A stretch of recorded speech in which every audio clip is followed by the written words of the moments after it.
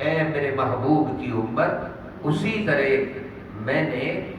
آپ پر بھی روزہ فرض کیا ہے۔ یہ کوئی نئی عبادت نہیں، یہ تمہاری طبیعتوں یا نفسیت کے مخالف عبادت نہیں، بلکہ انسان کی فطرت کے عین موافق ہے۔ اور پھر اگلی بات، جو دوسری بات ذکر کی روزوں کی فرضیت کے بعد، وہ اس کی حکمت ذکر کی، غرض ذکر کی کہ میں نے روزے فرض کیوں کیے ہیں، اس کی حکمت کیا ہے۔ تو اللہ تعالیٰ ارشاد فرماتا ہے لعلکم تتقون، اس لیے یہ عبادت فرض کی ہے کہ تم متقی بنو اور تمہارے دلوں میں خوف خدا پیدا ہو جائے۔ اب اللہ تعالیٰ کی طرف سے روزے والی عبادت کے ذریعے بندے کے دل میں تقوی کی دولت پیدا ہوتی ہے، خوف خدا پیدا ہوتا ہے، اور تقوی وہ دولت ہے جو بندے کو گناہوں سے محفوظ رکھتی ہے، غلطیوں سے بچاتی ہے،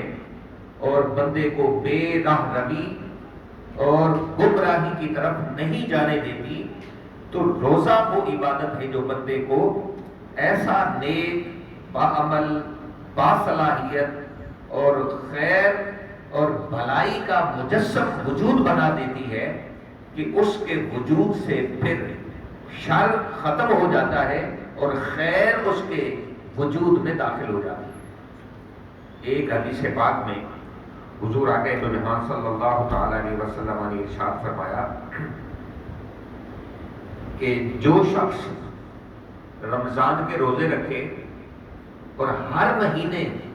3 روزے رکھے، جیسا کہ حضور علیہ السلام کی یہ سنت مبارکہ تھی کہ آپ ہر چاند کی تاریخ کے 13، 14 اور 15 یہ 3 دنوں کے روزے رکھتے تھے۔ آقا کا فرمان ہے کہ جس شخص نے 3 ہر مہینے روزے رکھے اور رمضان المبارک کے روزے رکھے جو فرض ہے، اللہ تعالیٰ اس کے دل سے کھوٹ ختم کر دیتا ہے اور اس کے دل کو صاف ستھرا فرما دیتا ہے۔ تو دل ہی انسان کے جسم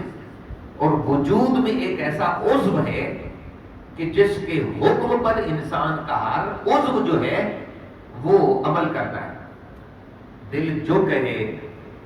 انسان کا ہاتھ وہی کرتا ہے،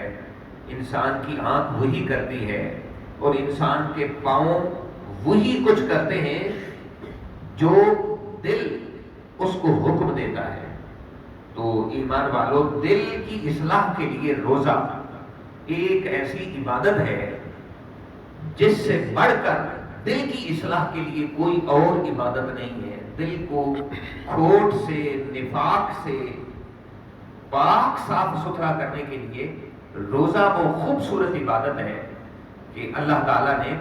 اس عبادت کے ذریعے انسان کے دل کو، خصوصاً ایمان والے کے دل کو، مومن کے دل کو یقین سے اور ایمان کی دولت سے مالا مال کر دیا، اور کھوٹ، نفاق اور درنگی ہے دل سے روزے والی عبادت کے ذریعے اللہ تعالیٰ صاف اور ستھری فرما دیتا ہے۔ اور پھر تیسری بات جو روزوں کی فرضیت کے ساتھ ذکر کی، فرمایا کہ ایام معدودات، کہ یہ روزے تیسری فرضیت کے ساتھ اس کی جو تیسری بات وہ یہ ہے کہ یہ چند گنتی کے دن ہیں۔ ایام معدود یعنی گنے ہوئے چند دن ہیں۔ حالانکہ یہ بات ذکر کر کے اللہ تعالیٰ نے بندے کی ڈائریکٹ طبیعت پر اور نفسیات پر یہ حکم دیا کہ بندے محسوس مت کرنا کہ یہ ایک پورا مہینہ ہے، بلکہ ہے تو مہینہ ہی، لیکن تمہیں ایسے ہی لگیں گے جیسے چند گنتی کے دن تھے،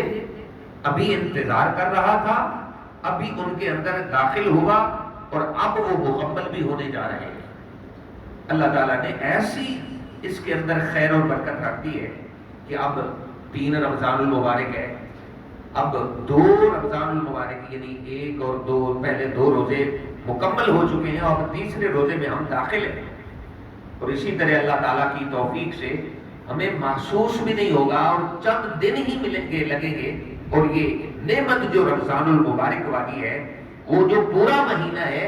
لگیں گے چند دن۔ تو اللہ تعالیٰ نے روزوں کے اس مہینے کی جو تعریف کی ہے وہ ایام معدودہ سے کی ہے، چند سلیکٹڈ اور گنتی کے دن قرار دیا ہے، اور ایسا حکم کر کے